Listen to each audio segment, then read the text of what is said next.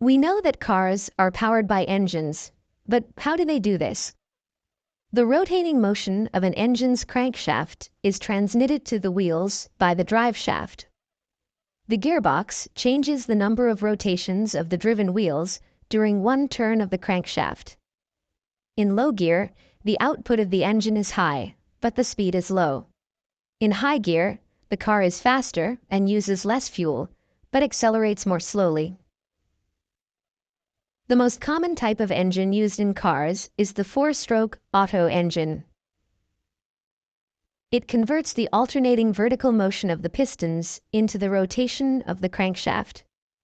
The crankshaft drives the drive shaft and the camshaft through the timing belt.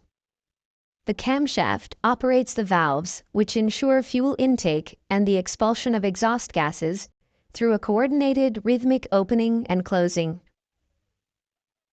The first stroke is intake. The piston moves downwards, decreasing the pressure in the cylinder. The intake valve opens and a mixture of air and fuel flows from the carburetor into the cylinder. The second stroke is compression. Both the intake and the exhaust valves are closed then. The momentum of the crankshaft and the counterweight causes the piston to move upwards, compressing the mixture of air and fuel and thereby increasing its temperature. The third stroke is the power stroke. The spark plug ignites the compressed heated mixture of fuel and air. The explosion pushes the piston down. The fourth stroke is the exhaust stroke. The piston moves upwards, the exhaust valve opens, and the exhaust gases are expelled. As you can see, the linear motion of the piston is converted into the rotating motion of the crankshaft in the engine.